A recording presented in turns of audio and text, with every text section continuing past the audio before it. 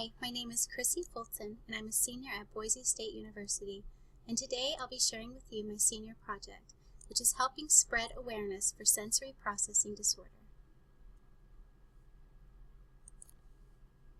According to the Sensory Processing Disorder Foundation website, a minimum of 1 in 20 children living in the United States suffer from a neurological disorder labeled sensory processing disorder, or SPD. This statistic exceeds the percentage of autism in the United States, which is currently 1 in 50. Despite the fact that sensory integration differences were identified in the 1960s and now manifest in such astronomical statistics, SPD is poorly understood by the general public and receives little recognition. As it is with many neurodevelopmental disorders, the precise cause of SPD has yet to be determined. It is widely thought that both genetics and environment play significant roles in causation.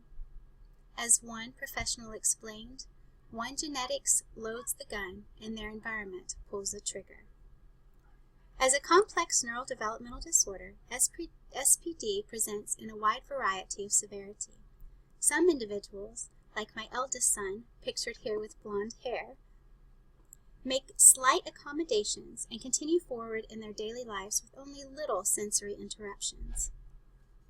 While others, like my youngest son, pictured here with black hair, present significant sensory needs that deeply impact both him and everyone around him. While SPD affects individuals across socioeconomic, cultural, and age barriers, the SPD Foundation reports that the prevalence of SPD is higher in individuals who are identified as gifted and talented, which both of my children are, and children who are diagnosed with ADHD, autism, Fragile X syndrome, or individuals from a less than optimal beginning.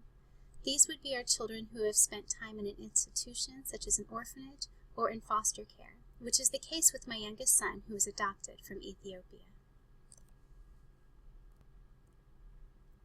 While most people are aware of the typical 5 senses that are taught in grade school, such as smell, taste, touch, hear, and see, very few people understand that these senses do not form a definitive list of our sense perception.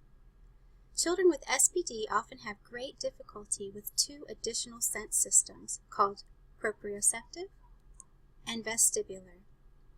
These 2 sense systems in particular are what Angie Voss in occupational therapy claimed to be the most important senses, as they are crucial for brain development and maturity in our children. The proprioceptive sense utilizes proprioceptive receptors in joints, muscles, and tendons throughout the body and send messages to the brain. Through contraction and weight-bearing, proprioceptive receptors tell the brain where each part of the body is located in time and space and how it is moving. The vestibular sense comes from the vestibules located in the inner ear. These are designed to detect movement. They detect whether an individual is going up or down, side to side, back and forth, or rotating. An individual with sensory processing disorder has significant difficulty detecting, organizing, or responding to one or more of these senses. This photo is always a little sad for me. This is a picture of my youngest son in a sensory meltdown. Children may over-register a particular sense. For example, they may tactically feel like that shirt tag that you forgot is even there is ripping through their body like 1,000 knives. Or a child may under-register a particular sense. For example, they may need to stomp everywhere they go simply to get the necessary proprioceptive input to their joints, muscles, and tendons so they can find where the ground is and where they're walking. To add to the complexity, a child may over-register in one sense but under-register in another. My youngest son, pictured here, Tashoma, is a classic example of this. While he over-registers touch, for example, me lightly touching his arm will feel like needles, or slightly warm water feels like boiling water to him. Yet, on the other hand, he under-registers auditory input, so he's always talking really loud, or he's wanting me to turn up the music or the television. Can you imagine a world where you spend most of your daily effort trying to simply make sense of the scary world around you? As Angie Voss, an occupational therapist said, sensory stimuli can rule a child's life. It can be so powerful that it affects the child's every move. The child may crave it or avoid it at all costs. While sadly, the DSM-5 does not recognize sensory processing disorder as a stand-alone diagnosis, it still can be identified by a skilled occupational therapist with training in sensory processing integration. Typically, this process begins with the parent looking at a checklist similar to the one you see on your screen. If a parent finds several red flags on the symptom checklist, a qualified individual can provide further screening. Often screenings occur in early intervention programs, in schools, or in private clinics. After screening, a qualified occupational therapist with sensory processing integration experience can use further assessments. It is widely believed that the best treatment for SPD includes occupational therapy intervention, home sensory activities and accommodations, and school accommodations. This is why I chose to do my senior internship with the Sensory Bend Pediatric Therapy Clinic. If you have a moment, please check out the further information on the therapy clinic there on the link, and also watch this video. This video is of my youngest son and his occupational therapist at the Sensory Bend. While I clearly signed an agreement to client confidentiality, it cannot share a lot of specifics. I learned a great deal from all of the therapists at the Sensory Bend. I got to observe their methods in achieving therapeutic outcomes for our sensory kiddos. As part of my internship at the Sensory Bend, the clinic therapist asked me to take on several projects, the largest of one being a sensory processing awareness walk. The therapist had specific parameters that they asked me to follow. They had a particular date in mind, June 6th, a particular park in mind, which is right across the way from their therapy clinic at Julius M. Kleiner Memorial Park, a particular audience in mind. They really wanted to reach out to families who are affected by SPD, and a particular fee, which would be free, and a particular goal, which is to unite families across clinics to help spread awareness for SPD.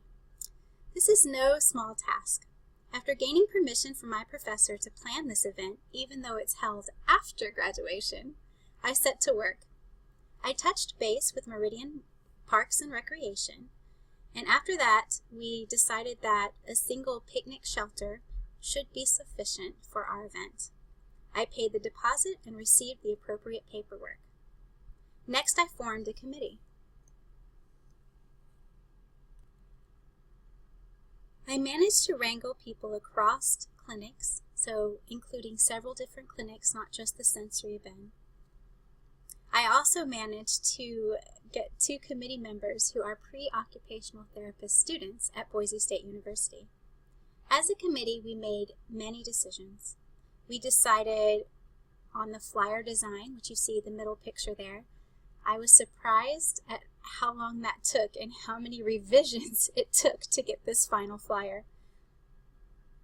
We also decided on not going commercial, not having vendors there, that we really wanted it to be focused on the family.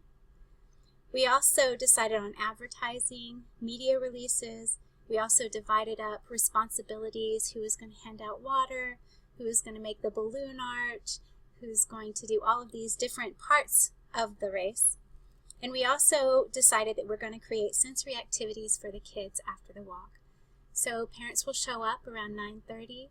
We will have the walk. They can come with their bikes. They can come with their service dogs, with their pet dogs.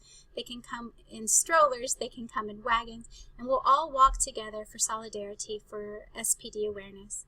Then at the end of the walk, we will hand out bubbles for the kids and have several sensory integration activities for them to participate in.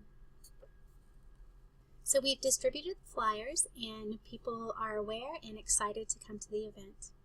The only hard thing about this particular project, which is sad for me is that the clinics seem at times to be in a bit of competition, and it wasn't as easy for everybody to work together as I had hoped it would be.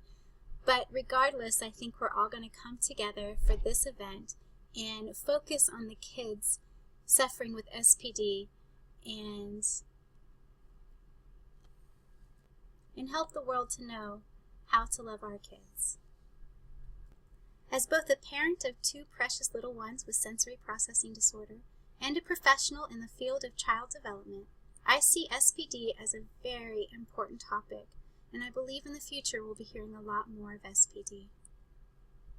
Please take a moment to watch these two videos. The video on the left is sensory processing disorder through the eyes of a child. It has a very good explanation, and children discuss what it feels like to have SPD. The video on the right discusses how occupational therapy helps our kiddos with sensory processing disorder. At the bottom, you'll also find a link for additional resources on sensory processing disorder. Thank you.